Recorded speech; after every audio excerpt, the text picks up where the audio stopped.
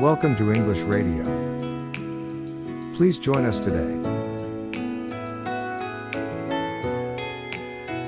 The Wonderful Wizard of Oz.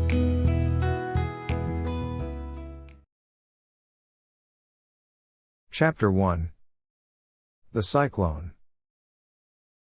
Dorothy lived in the midst of the great Kansas prairies, with Uncle Henry, who was a farmer, and Aunt Em, who was the farmer's wife. Their house was small, for the lumber to build it had to be carried by wagon many miles. There were 4 walls, a floor and a roof, which made one room, and this room contained a rusty-looking cook stove, a cupboard for the dishes, a table, 3 or 4 chairs, and the beds. Uncle Henry and Aunt Em had a big bed in one corner, and Dorothy a little bed in another corner. There was no garret at all, and no cellar, except a small hole dug in the ground, called a cyclone cellar, where the family could go in case one of those great whirlwinds arose, mighty enough to crush any building in its path. It was reached by a trap door in the middle of the floor, from which a ladder led down into the small, dark hole. When Dorothy stood in the doorway and looked around, she could see nothing but the great gray prairie on every side. Not a tree nor a house broke the broad sweep of flat country that reached to the edge of the sky in all directions.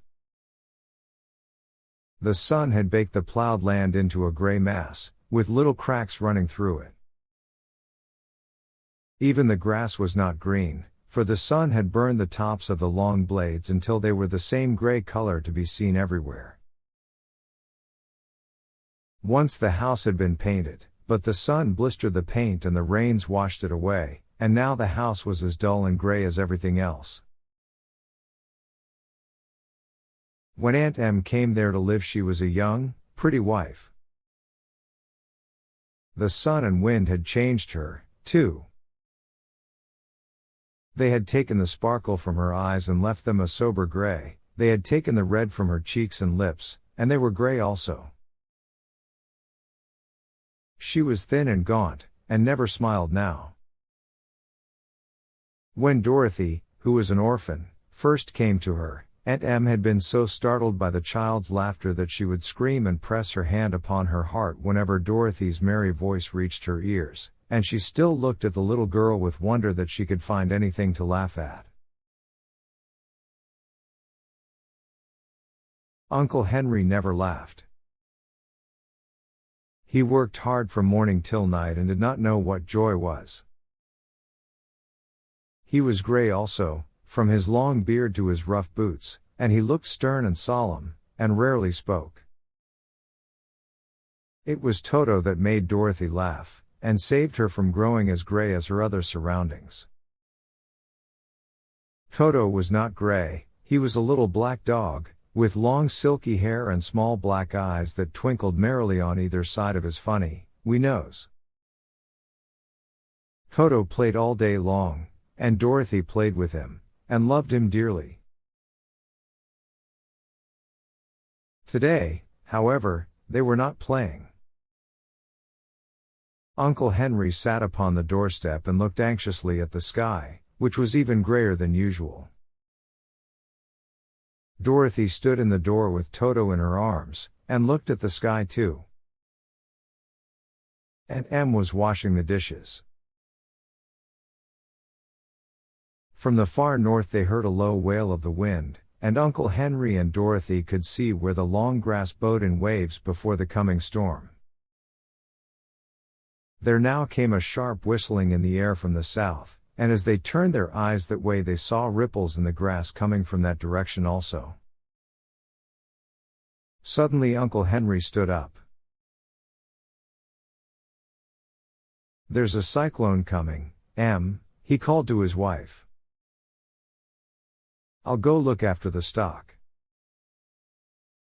Then he ran toward the sheds where the cows and horses were kept. Aunt Em dropped her work and came to the door. One glance told her of the danger close at hand. "Quick, Dorothy!" she screamed. Run for the cellar. Toto jumped out of Dorothy's arms and hid under the bed, and the girl started to get him. Aunt Em, badly frightened, threw open the trap door in the floor and climbed down the ladder into the small, dark hole. Dorothy caught Toto at last and started to follow her aunt. When she was halfway across the room there came a great shriek from the wind, and the house shook so hard that she lost her footing and sat down suddenly upon the floor. Then a strange thing happened. The house whirled around 2 or 3 times and rose slowly through the air. Dorothy felt as if she were going up in a balloon. The north and south winds met where the house stood, and made it the exact center of the cyclone. In the middle of a cyclone the air is generally still, but the great pressure of the wind on every side of the house raised it up higher and higher, until it was at the very top of the cyclone, and there it remained and was carried miles and miles away as easily as you could carry a feather. It was very dark, and the wind howled horribly around her, but Dorothy found she was riding quite easily. After the first few whirls around, and one other time when the house tipped badly, she felt as if she were being rocked gently, like a baby in a cradle. Toto did not like it. He ran about the room, now here, now there, barking loudly, but Dorothy sat quite still on the floor and waited to see what would happen. Once Toto got too near the open trap door, and fell in, and at first the little girl thought she had lost him. But soon she saw one of his ears sticking up through the hole, for the strong pressure of the air was keeping him up so that he could not fall. She crept to the hole, caught Toto by the ear, and dragged him into the room again, afterward closing the trapdoor so that no more accidents could happen. Hour after hour passed away, and slowly Dorothy got over her fright, but she felt quite lonely, and the wind shrieked so loudly all about her that she nearly became deaf. At first she had wondered if she would be dashed to pieces when the house fell again, but as the hours passed and nothing terrible happened, she stopped worrying and resolved to wait calmly and see what the future would bring. At last she crawled over the swaying floor to her bed, and lay down upon it, and Toto followed and lay down beside her.